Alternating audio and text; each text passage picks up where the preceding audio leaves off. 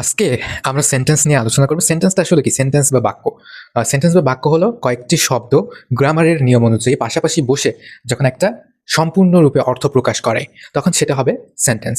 এখন তোমার just word এলোমেলোভাবে হইলেই হবে না। এক বা একাধিক ওয়ার্ড তুমি যে পাশাপাশি বসাবা, বসিয়ে যে সেন্টেন্স তৈরি করবা, এরকম কিন্তু হবে না। অবশ্যই গ্রামাটিক্যাল রুল মানতে হবে। অবশ্যই একটা ধারাবাহিকতা আছে যেটা, সেটা কিন্তু মেনে চলতে হবে। তা না হলে কিন্তু এটা সেন্টেন্সের যোগ্যতা হারাবে। এখানে উদাহরণস্বরূপ দেখো, দি আই ডু ওয়ার্ক, কি বোঝা যাচ্ছে? কিছুই কিন্তু বোঝা যাচ্ছে না। তাহলে তোমার ওয়ার্ডগুলা, সেন্টেন্সের ভেতরে ওয়ার্ডগুলা যখন এলোমেলোভাবে থাকবে, বিচ্ছিন্নভাবে থাকবে, তখন কিন্তু ওইটার অর্থ বোঝা যাবে না। অর্থ বুঝতে হলে কি করতে হবে? অবশ্যই ওইগুলোকে অর্গানাইজ করে লিখতে হবে, ওইগুলোকে সাজিয়ে লিখতে হবে, একের পর এক গ্রামারের নিয়ম অনুযায়ী লিখতে হবে। তো গ্রামারের নিয়ম অনুযায়ী আমরা যদি লিখি, তাহলে এটা কি আসে? I do the work, I do the work. তাহলে এখানে দেখো, আমরা যখন লিখতেছি যে আই ডু দ্য ওয়ার্ক, আমি কাজটি করেছি, তখন কিন্তু আবার অর্থটা সঙ্গতি থাকছে। অর্থটা কিন্তু এবার বোঝা যাচ্ছে। তার মানে কি? আমি কাজটি করেছি। কিন্তু আগে যেটা ছিল the I do the I do work, এটা কিন্তু বোঝা যাচ্ছে না যে আসলে কি বলা হয়েছে। সো এখানে আমরা গ্রামারের নিয়ম মেনটেন করেছি। Subject plus verb plus object বা এক্সটেনশন বা কমপ্লিমেন্ট, এই নিয়মটা কিন্তু আমরা মেনটেন করে চলেছি। এখন দেখো পরেরটা, প্লে ফুটবল।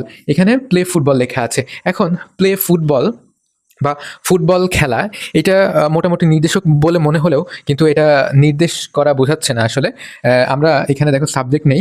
সাবজেক্ট যদি থাকে, উই প্লে ফুটবল হবে, তাহলে প্লে ফুটবল। এখন কিন্তু আবার দেখো সেন্টেন্সটা কিন্তু ভালো মানাচ্ছে। তারপর দেখো, swims he the river in.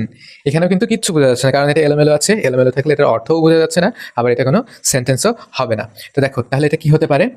He subject আগে নিলাম, তারপরে ভার্ব নিলাম, সুইমস, তারপরে in the river. Okay, he swims in the river. এইটা দেখো, সে নদীতে সাঁতার কাটে। এইবার কিন্তু বোঝা যাচ্ছে। তাহলে সেন্টেন্স হইতে হলে অবশ্যই ধারাবাহিকতা মেনটেন করতে হবে। অবশ্যই গ্রামারের নিয়ম অনুযায়ী ওয়ার্ডগুলোকে পাশাপাশি বসাইতে হবে। কারা যেন বলে যে জাস্ট জানলেই ওয়ার্ড জানলে কথা বলা যায়, ওয়ার্ড জানলেই হয়ে যায়, ওয়ার্ড জানলে সব কিছু পারা যায়। এটা এটা ভুল কথা, ভুল ধারণা। আসলে আমাদের ওয়ার্ডের পাশাপাশি, ওয়ার্ড জানার পাশাপাশি আমাদের যেটা জানতে হবে, সেটা হচ্ছে সেন্টেন্সের স্ট্রাকচারটা, সেন্টেন্সের গঠনটা, এবং যেটা গ্রামারে আলোচনা করা হয়ে থাকে। এই জন্য গ্রামার শেখার গুরুত্ব অপরিসীম। দেখো, হোয়াট ইজ ইয়োর নেম? তোমার নাম কি? এটা কিন্তু পুরোপুরিভাবে আমরা ছোটোবেলা থেকে এইভাবে পড়ে আসছি, পুরোপুরিভাবে জিজ্ঞাসা করা, মানে অনেকগুলো ওয়ার্ড নিয়ে। কিন্তু আমরা যদি বলি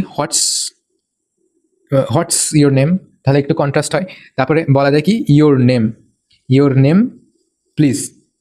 ঠিক আছে? আমরা পুরোপুরি না বলে জাস্ট যদি বলি যে ইয়োর নেম প্লিজ, তাহলেই কিন্তু হয়ে যায়। দেখো, মাই